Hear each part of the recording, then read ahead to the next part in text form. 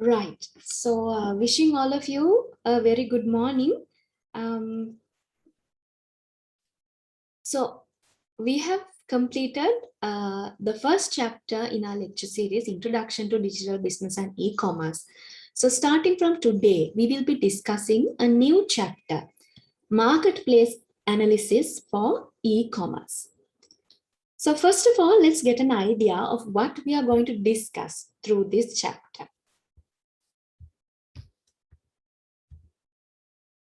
So here are the learning outcomes we intend to achieve at the end of this.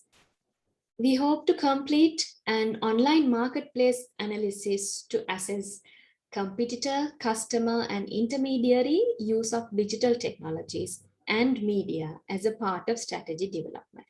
So we are going to learn how we are going to conduct a marketplace analysis in an online environment, which includes different types of stakeholders using different digital technologies and digital media, right? And how this can be incorporated as a part of our strategy development.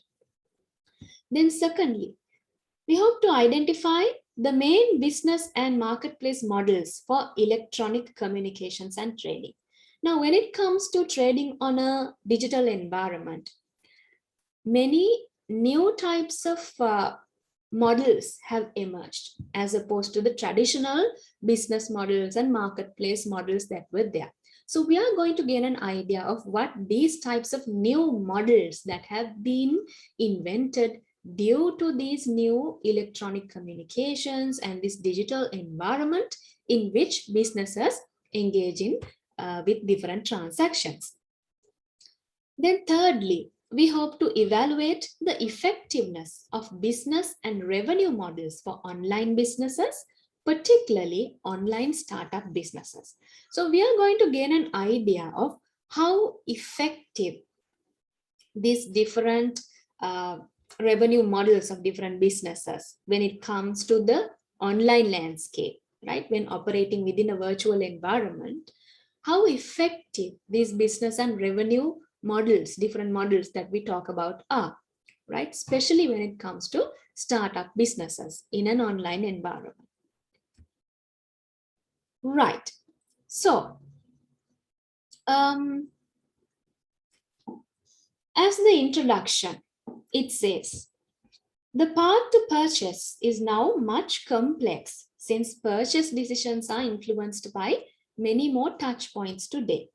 Now, when it comes to the traditional environment and the current environment where you and I are more familiar with trading, with engaging into transactions in a digital environment, right? Now, the path we take in order to initiate a purchase, in order to complete a purchase, right? Or in order to gain information is more complex than it was in a traditional era, right? Why is this? Because our purchase decisions, be it a business or a business consumer or household consumers like us, right? Our decisions are affected and they are being influenced by many more touch points today. What do you mean by the word touch points? Touch point means simply any methodology or any way a consumer can interact with a business, to simply put, right? So due to the introduction of these new technologies, these touch points have become more diverse and they have increased, and our purchase decisions are influenced by these kinds of different diverse touch points. For example, these touch points may be in the form of person-to-person interaction, maybe via a website, maybe via a mobile application, or any form of such communication. So due to this diverse nature of these touch points, our purchase decisions are also influenced by them, right? So secondly, to determine the best way to influence purchasers, the businesses require careful consideration. So in such a scenario, in order to decide what is the best way we have to influence our purchases, to influence the ones who buy from us, to influence our customers, businesses have to pay more attention and more careful consideration in the present context. Since there are many ways in which purchase decisions are being influenced, businesses also have to pay careful attention to this matter in deciding what is the best way to influence our customers, right? Then, businesses must collect and review insights that help them understand this behavior and then improve their visibility and communications on different channels to improve this, right? So in this case, what should businesses do? They must collect and review insights that will help them to gain an understanding, gain an idea of this complex behavior of customers, behavior of maybe the marketplace, right? So they have to behavior of the customers in the marketplace, right? They have to collect more information, and they have to be able to evaluate more insights that will provide them more understanding about this behavior, this changed behavior, and then improve their visibility and communications on different channels. So based on this new information that they collect, based on the reviewing of these insights they collect on this changed behavior, businesses can, as a result, improve their visibility. What do you mean by visibility? In the last chapter also we have talked about this. Through visibility, what an organization intends to do, mainly in an online environment, is to make their business more visible in a virtual, in a digital environment, make their organization name appear in many places, or make their organization name appear in top search results, make their products and services and content more visible in a virtual environment to the online audience, to the web users, right? So based on this information they collect and the insights they review, businesses can improve this visibility and also the communications on different channels. Now, organizations use different channels to communicate with customers. Now, you are aware of this, right? So there are different types of communication channels initiated by businesses in order to reach out to their customers. What kind of channels? Yes, what kind of different channels?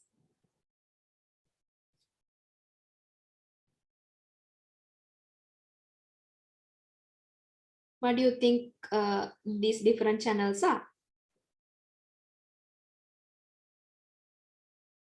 So they can vary, right? So maybe via different types of new types of media, such as social media, maybe through email, maybe through video, right? Radio, phone calls, text, right? Different types of channels are being used for communication, right? So based on this collection of information and the reviewing of insights that we talked about, businesses gain the ability to improve that visibility I told you about, right? They can improve their visibility, one thing, and also their communications that they engage through different channels in order to improve this, right? Improve this visibility. Then moving forward, when it comes to B2B organization, what do you mean by B2B? Business to business. So let's consider the case of an organization operating in a business to business context, right? Traditionally, it will have sold its products through a network of distributors. Now, in a traditional scenario, organizations have a network of distributors who are dealing with the organization's products and services. All right. So what happens when e-commerce is introduced to this traditional setting? With the advent of e-commerce, it now has the opportunity to bypass distributors and trade directly with customers via a destination website. Now, because of e-commerce, now we talked about this concept earlier also under the name disintermediation. I hope you remember. Then, with the introduction of this e-commerce, right now businesses have the opportunity to bypass the distributors, or in other words, different intermediary parties, they can bypass them or they can avoid them, bypass the distributors and directly trade with the customers, right? So no middleman from the business directly to the customer. So how does this happen? Via a destination website, maybe via the organization's corporate website, which they open up to the customers, right? Then, and it also has the opportunity to reach customers through new types of online sites, right? Also, these organizations have the opportunity to reach out to their customers via new types of sites on the World Wide Web. What are these new types of sites? Blogs and B2B marketplaces, given as examples, right? Now, what do you mean by a blog? Any idea what a blog is? We have discussed this in our MIS course as well. I hope you remember what is a blog. Yeah, I hope you remember what a blog is. Now, a blog is, in the simplest of terms, it is actually a type of a website, right? A more informal website or a more informal type of discussion that happens on the World Wide Web, or more informal type of website on the World Wide Web. What does it contain? Some, discrete or some informal content pertaining to a individual, pertaining to an organization maybe. And this discussion or this informal website is maintained in the form of a diary, right? A diary style writing is observed, right? Or different types of posts are observed, right? And also you find B2B marketplaces. Now, what is a B2B marketplace? It is actually a platform on a digital environment which provides the ability for companies to connect with other organizations, right? So business to business context, transactions can happen on this platform, right? For example, if we take Alibaba, it's one such kind of a platform, right? So this is how it happens in the B2B context. Then if we move on to B2C, or business to customer context, business to customer organizations. For B2C organizations such as e-retail destination site, there is the opportunity to market its products through online intermediaries or influencers such as search engines, price comparison sites, social networks, blogs, and other publisher sites. So for example, if we take this e-retail destination sites, or in other words, e-tail sites, right? Or in general terms, what you and me know as general websites of these organizations which sell products to us, right? These e-retail destination sites, right? There is an opportunity to market its products through online intermediaries or influencers. So in this context, these organizations have the advantage or the opportunity of marketing their products and services through intermediaries that are in existence in the online environment, or to market their products and services through influencers such as search engines, price comparison sites, social networks, blogs, and other publisher sites. right? Now there are search engines which can be used as a platform to advertise an organization's products and services, right? So you can search for the most popular search engines, and you can place advertisements on them, and you can make sure that that through those search engines, the viewers or the web users get directed to your organization's landing page, your organization's web page, right? So that is there. And also price comparison sites, right? Certain intermediary parties are there, online intermediaries, that enable comparison of prices. Like what? Now we have talked a lot about these things within our MIS lecture series as well, right? Now in the current context, there are so many options or so many examples that you can provide to this scenario, price comparison sites, right? For example, if you want to, let's say, purchase a mobile phone, right? There are so many options that you can use to get an idea about different types of vendors for mobile phones and what are the prices that they quote, right? Can you remember an example?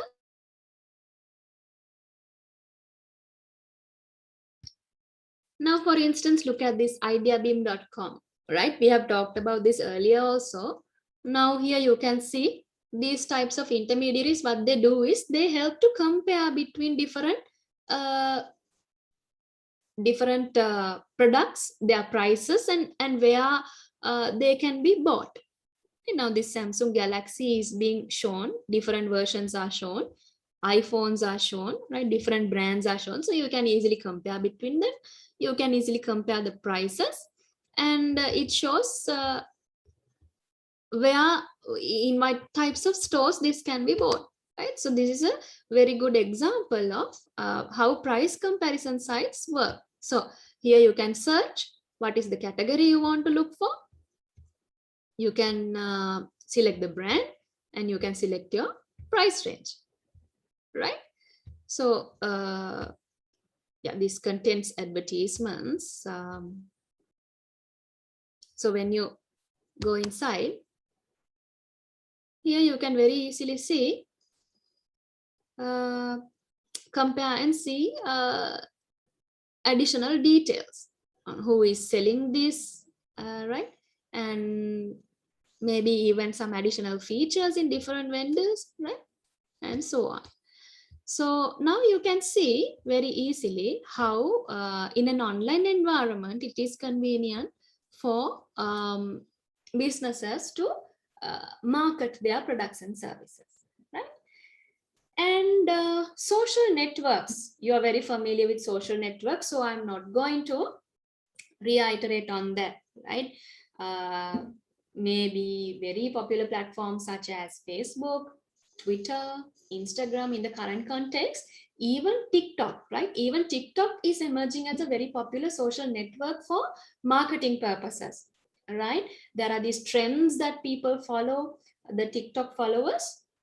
It has a very large audience base. Usually we find this audience from around 18 years and to early 20s, like audience is very familiar with this platform TikTok, right? Even Instagram. So these social networks are abundantly being used for marketing purposes, right? Even you, if you have an Instagram account, you would know how many sponsored advertisements you are getting per day when you scroll through Instagram, right?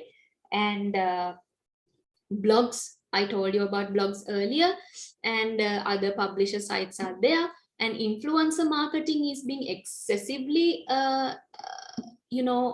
promoted via social networks as well. Many celebrities, many popular personalities, many prominent personalities in the society that have a large fan base, large follower base, they are being considered as influencers to endorse certain products and services followed by marketed by different organizations, right? It is being increasingly heavily used for marketing purposes by organizations, be it cosmetics, textiles, food, right? Any type of product and services, this influencer marketing is also heavily being used in the current context. All right. Then, secondly, organizations that monitor, understand, and respond appropriately to changes in their online marketplace have the greatest opportunity to use digital technologies to compete effectively, right? So the organizations that are able to monitor this online marketplace, to have an understanding about what is happening in this online marketplace, and the organizations who are able to suitably respond to these changes happening within the online marketplace, they have the biggest opportunity in using different types of digital technologies to effectively compete in that marketplace, right? So in order to do that, organizations use different techniques, right, to monitor, understand, and respond. Even you should be able to now tell me a few examples based on the understanding you have gained through our MIS module as well, right? Now, for example, we have talked a lot about this search engine optimization and things like that. And also, in addition to that, we have talked about how the user behavior in an online environment is being monitored. We have talked about concepts like cookies, right? In detail, we have talked about how these are used to monitor the behavior of a user online, right? And how through these kinds of things personalization happens, and how through these kinds of things the tracking of user behavior via online platforms happens, from which web browser a user gets access to our website, how long has he or she spent on our website, what type of searches have he or she done on the web, right? Those kinds of things can be easily tracked through these techniques, tools such as cookies, right? And so there are many other ways how this can happen, right? There are things called web crawling are there, right? So there are many other technical ways how this can be done, but I'm not going to go into detail about those kinds of technical matters. But when organizations use these kinds of different techniques to monitor and understand the organization and the nature of the customers that are interacting with their business, right? The nature of the customer behavior or the user behavior on the World Wide Web, right? They get they have the opportunity of using different digital technologies in order to compete with their other rivals in that online marketplace in a more effective way, right? Why? Because they know who their customers are, they know who their prospective customers would be, they know how to target them, so they know when to target them, right? And they have a better idea on what the next move of the customers would be if they do this monitoring process excessively. And based on that, they can use these digital technologies to effectively create strategies to effectively compete. Then moving on, online marketplace analysis. So here it says understanding the different elements of an organization's environment. Let's look at figure 2.1.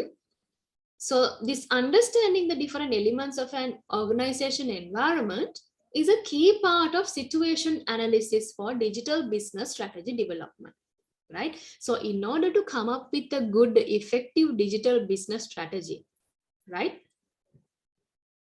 we all know that we have to conduct a analysis. First and foremost, a situation analysis has to be conducted. In your strategic management modules also, you may have learned this, right?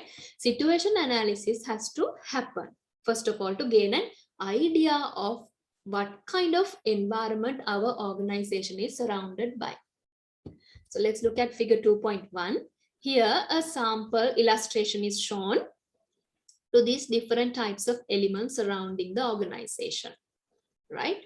And elements in the environment. So if the organization here, you have your organization's micro environment, right? Maybe you have your suppliers, your competitors, your intermediaries, your customers within this micro environment. And then you have the macro environment where you find different international forces, right? Or factors, technological factors, country specific factors, and societal factors, right? So organizations should be able to understand these different elements. There is also the need for a process to continually monitor the environment, which is often referred to as environmental scanning.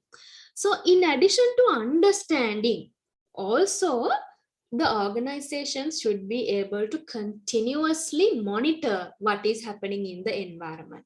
So in technical terms, this is referred as environmental scanning, right? Knowledge of the opportunities and threats presented by these marketplace changes is essential to those involved in defining business. So in order to let's first complete it and then come back to the explanation. So in defining business, marketing, and information system strategy. So in order to define what business we are in, right? What is our business, in clearly defining it, and our marketing strategy, our business, what is our business, what is our business strategy, what is our marketing strategy, and our information system strategy, right?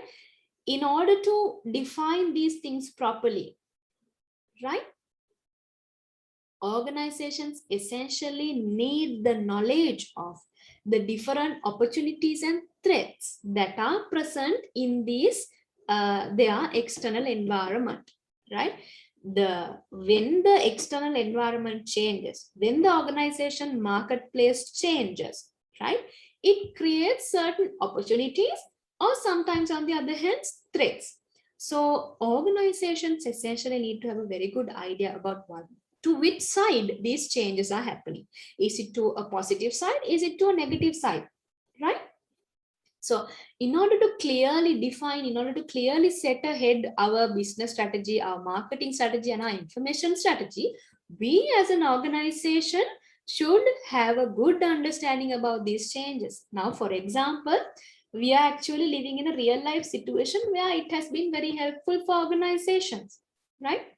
Monitoring, the scanning the environment, and knowledge on the environment and marketplace. For example, during this COVID situation, the pandemic period, there were many new opportunities as well as many threats presented within the marketplace, right? For example, the traditional supply chains were heavily threatened, and certain industries like the tourism industry were heavily threatened, right? But also on the other hand, some organizations found thriving opportunities for them to capitalize on. For instance, digital platforms, right? Digital media. Zoom became the most popular application during the period of COVID, right?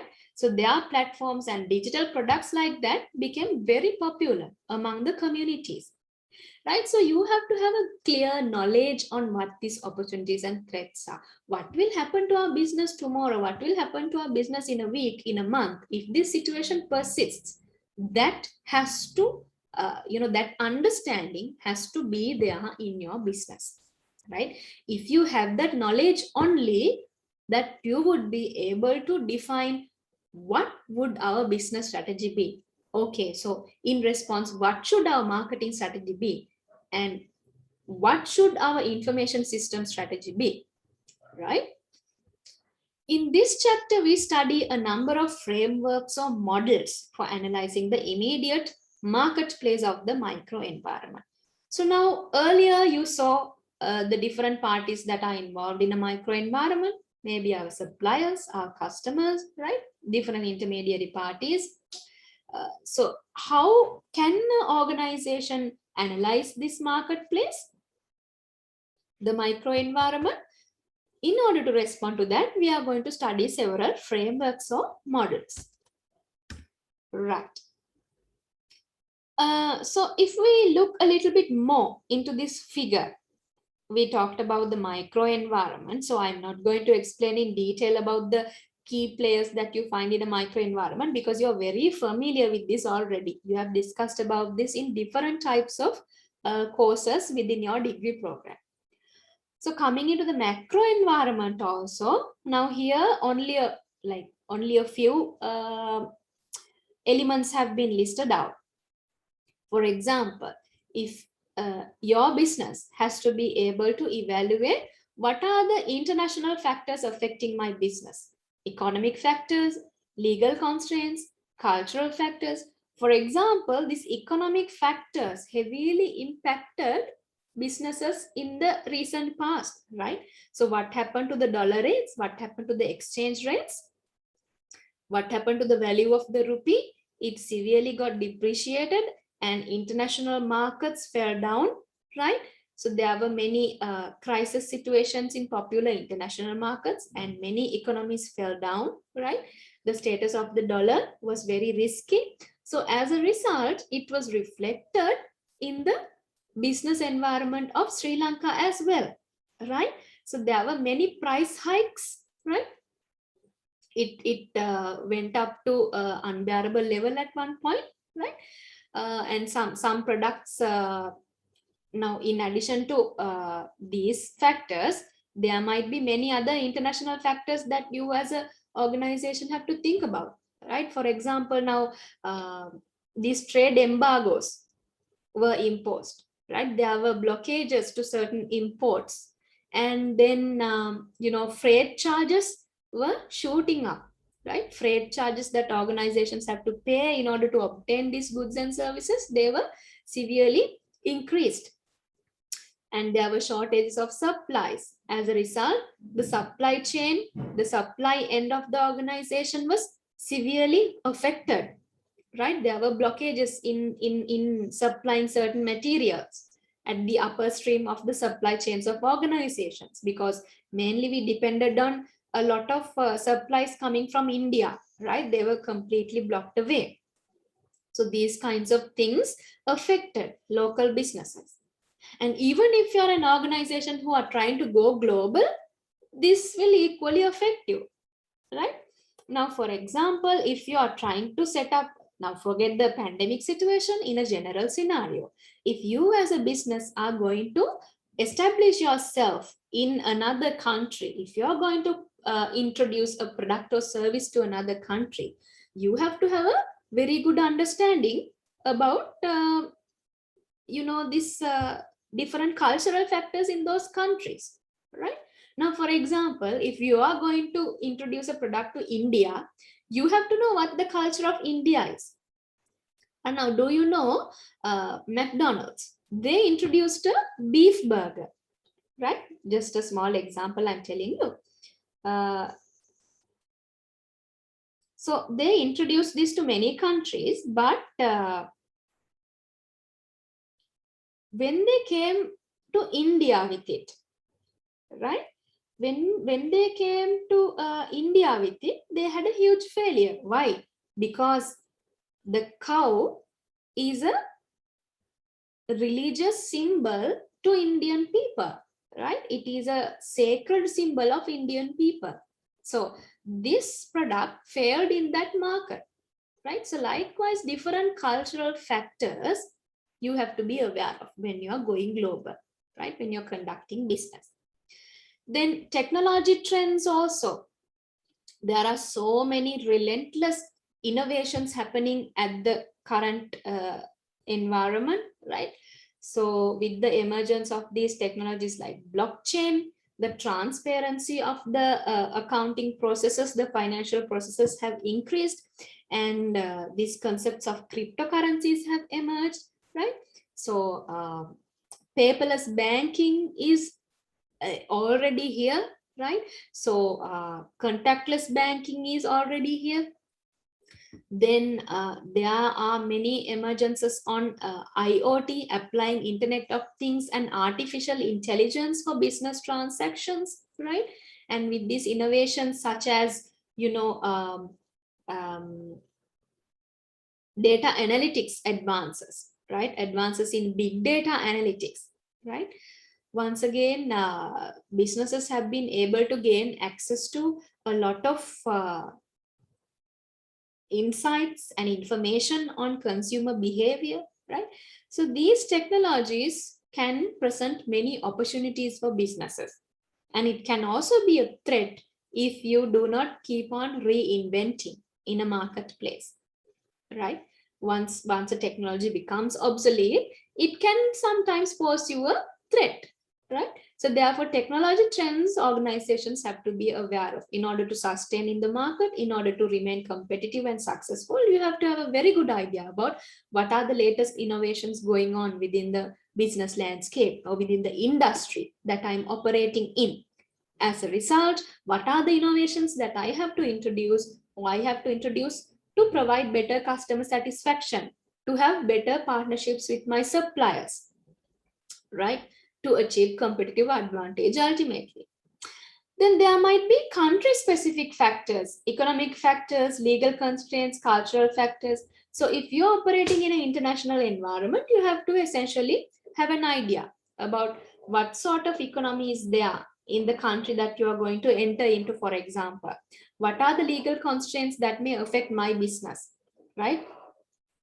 So there might be different taxing policies, for instance. So you have to be aware on those, and the cultural factors, of course. Then societal factors, right? Public opinion, moral constraints, ethical constraints. You have to have an idea about what a society considered as ethical, unethical, moral, and immoral. So if your business is doing something unethical or immoral pertaining to a particular society, you will be rejected, right? So you have to have a good idea about what's the public opinion. So in the current context, it's very easy for organizations to gain insight on this, right? Because why? Public opinion is always out on the open, right? Through social media, through the platforms like Facebook, Twitter, people expressively show their opinion, right? People react to certain posts, people put comments, people put reviews, right? So people post their opinion. So it's very easy for organizations to scan what the public opinion is, right? They can very easily analyze what are the what are the words, or what are the keywords, or the ideas or themes that are being celebrated or respected or accepted by the public, and what is not, right? So likewise, organizations in the current context are exposed to different types of these kinds of macro environmental elements. At the same time, technology has brought many opportunities for organizations to have a good understanding about what the nature of their external environment is, right? Okay. To inform the e-commerce strategy, the most significant influences are those of the immediate marketplace of the micro environment that is shaped by the needs of customers and how services are provided to them through competitors and intermediaries via upstream suppliers. Now, in order to inform our e-commerce strategy, in order to better, devise our e-commerce strategy, the closest and the most significant influences come from our immediate marketplace, our suppliers, competitors, intermediaries, and customers. These factors definitely affect, but also these closely affect our strategies, right? These factors closely affect our strategies. For example, what are the needs of our customers? You definitely have to have an idea about that in order to decide what the product or service you are going to serve is, right? So that you have to have a very good understanding about. Then you also have to have an idea about how our competitors are behaving in this marketplace, right? How our competitors are behaving in this marketplace, and what sort of products and services they are offering to our customers, right? And also, in addition, how different services are provided to these customers via different intermediary parties and different upstream supplies. What kind of mechanisms are there in place? So this understanding a business has to have to a very good extent, right? Then moving on, strategic agility. The capacity to respond to these environmental opportunities and threats is commonly referred to as strategic agility. Now, you may have heard of this term called agile, right? Not only businesses, it is recommended if we are also agile, right? What do you mean by agile? What is meant by agility? Actually, in simplest terms, it's your ability to adjust or change quickly and easily, your flexibility, right?